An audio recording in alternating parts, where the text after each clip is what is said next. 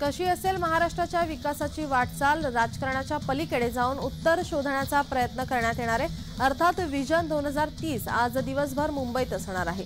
जय महाराष्ट्राची विजन 2030 परिषद होणार आहे। उपमुख्यमंत्री देवेंद्र फडणवीस याचे उद्घाटन करणार आहेत।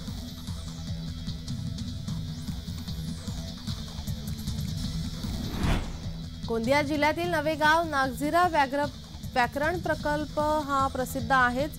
त्याचबरोबर नवेगाव बांध हा राष्ट्रीय उद्यान सुद्धा या भागामध्ये मोठ्या प्रमाणात आहे। या ठिकाणी पर्यटन येत असतात। तलावात बोटिंगच्या आनंदासोबतच विविध प्रकारच्या प्राण्यांच्या, पक्ष्यांचं आणि इतर गोष्टींचा समावेश या ठिकाणी होत असल्याने मोठ्या प्रमाणात नवेगाव बांध राष्ट्रीय उद्यान पाहण्याकरिता पर्यटकांची गर्दी होत असते। यात अनेक सुविधा उपलब्ध झाल्याने पर्यटक मोठ्या प्रमाणावर येत आहेत।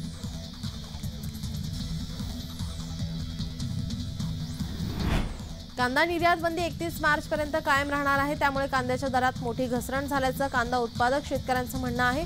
निर्यात बंदीनंतर दरात घसरण सतत सुरू आहे। याचा परिणाम बाजार समिती, व्यापारी, निर्यातदार, वाहतूकदार, मजूर आणि शेड व्यावसायिकांवर होत असल्याचं सांगितलं जात आहे।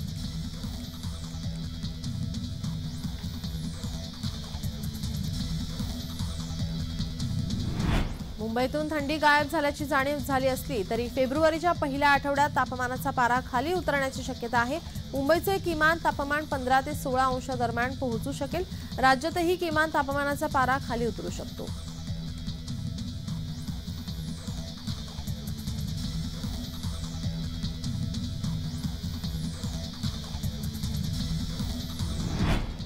पाणी पुरवठ्याच्या गुणवत्तेत सुधारणा करण्याच्या उद्देशाने महापालिका आणि OCWच्या वतीनं अमृत 1 योजनेअंतर्गत पेंच 2 फीडरवर 24 तासांचे शटडाऊन घेण्यात येणार असल्याने गुरुवारी 1 फेब्रुवारी रोजी सकाळी 10 वाजल्यापासून ते शुक्रवारी 2 फेब्रुवारी सकाळी 10 वाजेपर्यंत लक्ष्मीनगर, धरमपेठ, हनुमाननगर, मंगळवारी या झोनमधील अनेक वस्त्यांचा पाणी पुरवठा बंद ठेवण्यात येणार आहे।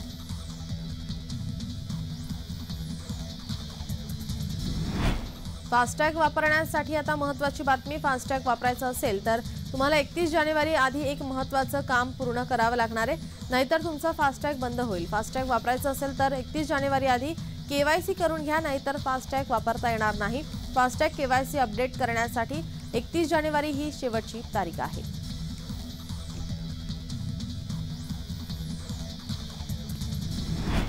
मुंबईसह राज्यात लोकसभा निवडणुकीचे पडघम वाजू लागले आहेत। या पार्श्वभूमीवर राज्य निवडणूक आयोगाने मुंबईतील मतदारांच्या संख्यांची प्रारूप माहिती जाहीर केली आहे। त्यात सन 2019च्या तुलनेमध्ये मुंबईमधील आता मतदारांची संख्या 1,61,000 घटली आहे।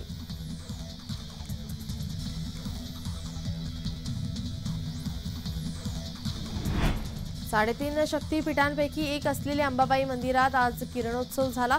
या मंदिराचे स्थापत्य शास्त्र अद्भुत असून यामुळे वर्षातून 2 वेळा किरणोत्सव सोहळा पार पडतो। हा किरणोत्सव सोहळा अनुभवण्यासाठी हजारो भाविक गर्दी करतात।